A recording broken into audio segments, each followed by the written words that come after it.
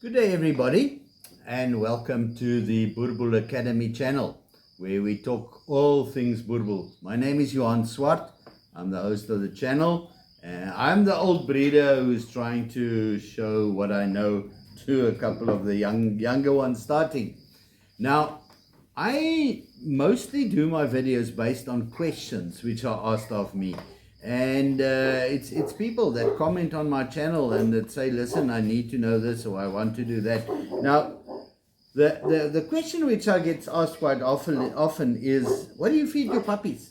What formula do you use? Now, first of all, internationally, we have different names for all the formulas, etc.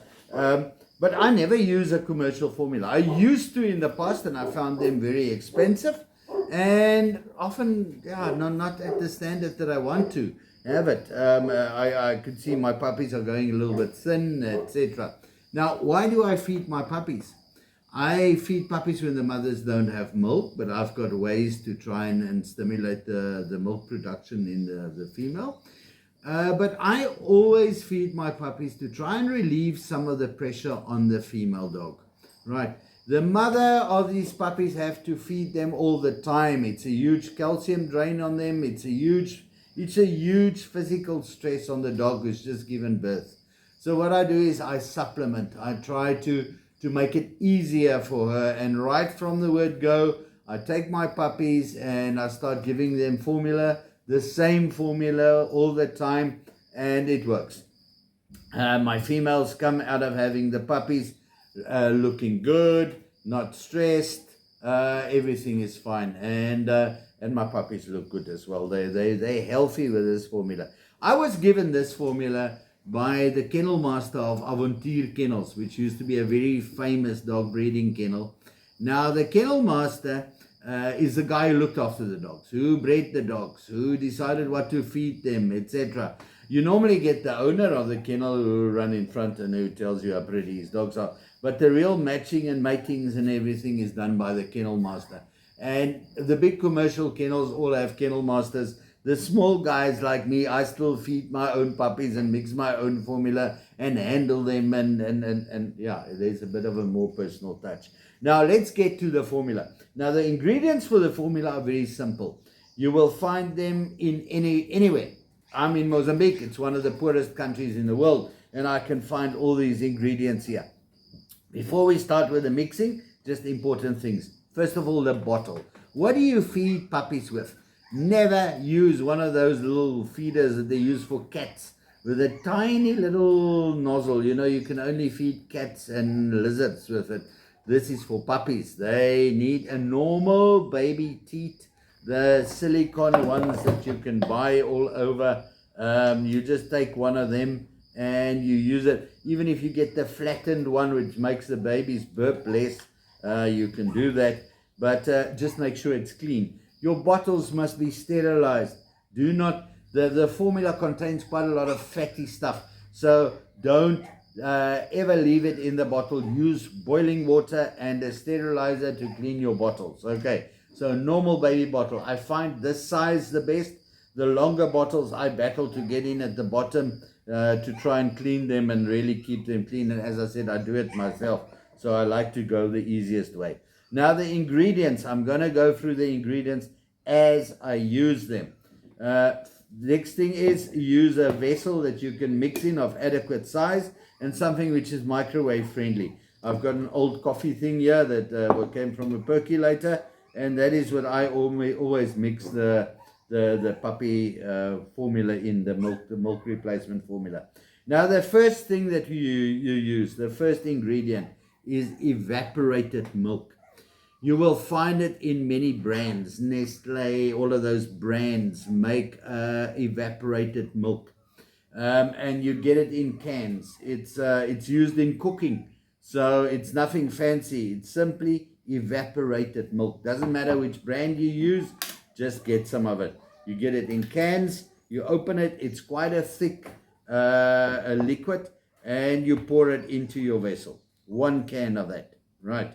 Now, after that, you use normal cow's milk, but the lowest fat content that you can find.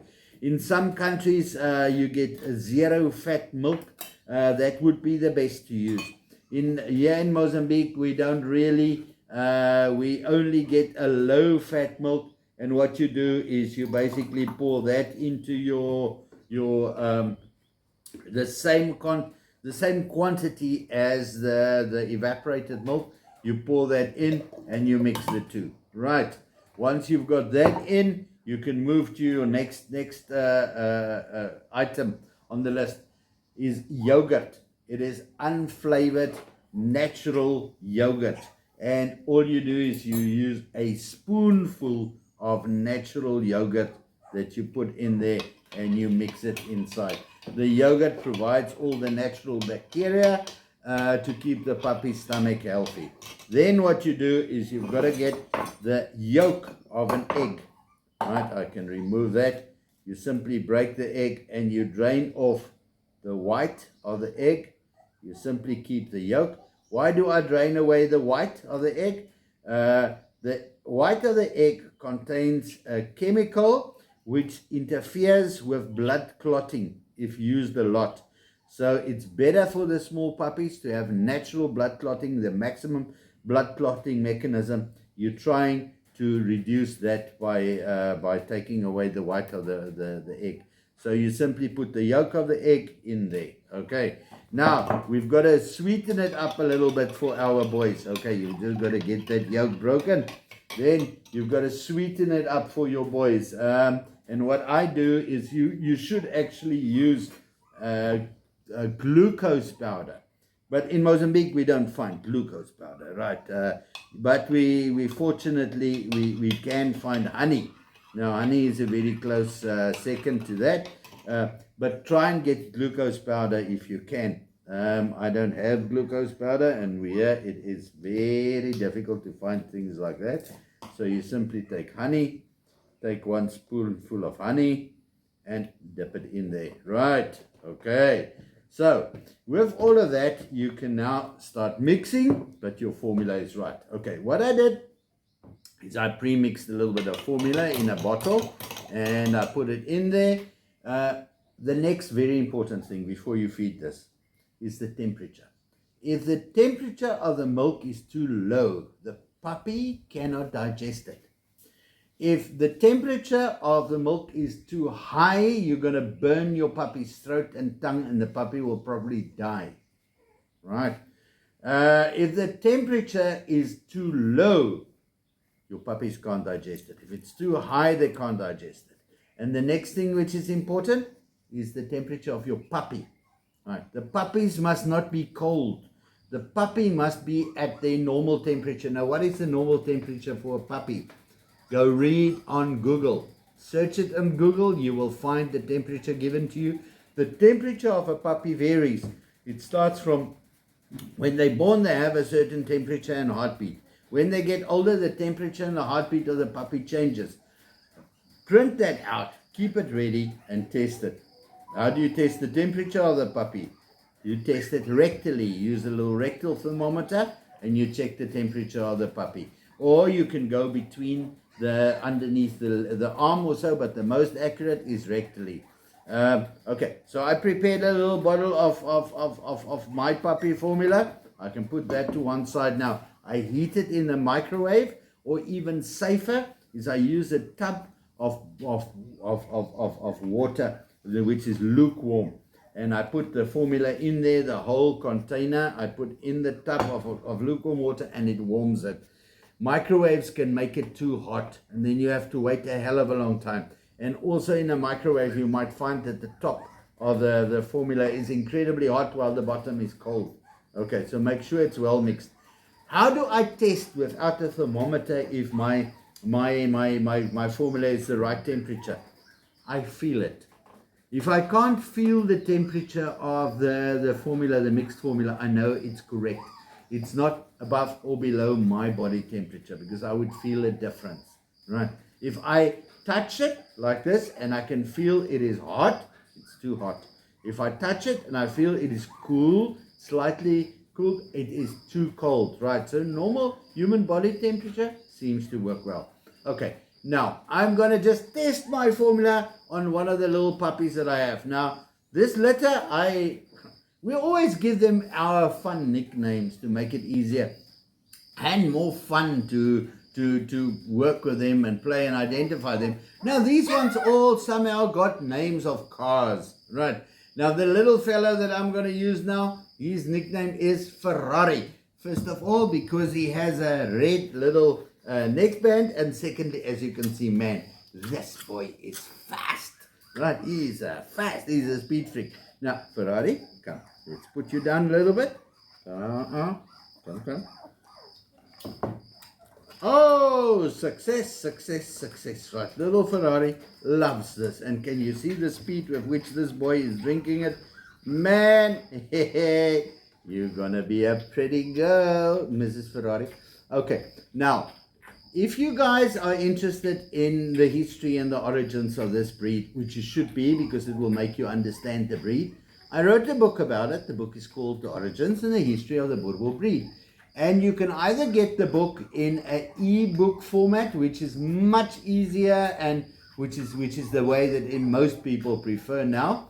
And what you do is you go to lulu.com, www.lulu.com, and you simply click on there and you can buy the ebook. You go to the section to say you want to buy a book, and in the search column you simply put the word Boerboel and the book will come up and you can buy it there. It's easy, it's painless. I don't have to battle with mail and couriers, etc. The second way that you can do it is you can order a hard copy from me. But the hard copies gets dispatched from South Africa. I'm sitting in Mozambique, so it's difficult. I can't sign your book for you.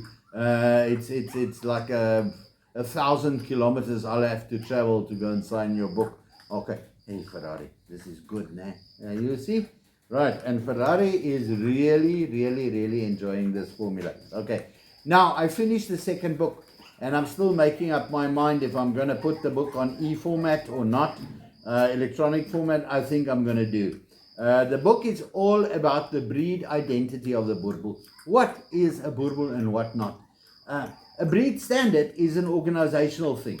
You know, this organization in South Africa might have a breed standard. An organization in Australia will have their breed standard.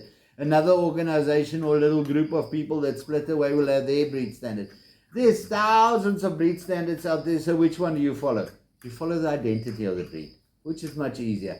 And then organizations can also measure how far they've drifted away from the real thing, the real standard for the breed. Okay, so the second book will be out shortly. I have not published it yet.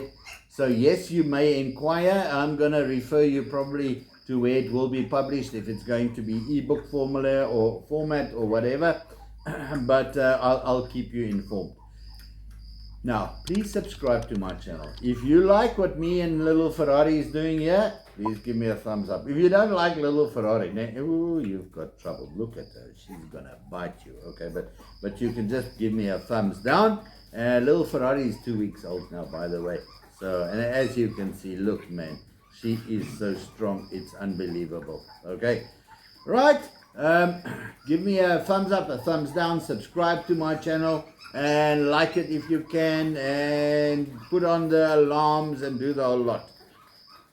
This is over from me and little Ferrari. I thank you a lot, and please keep on checking. The videos will be coming.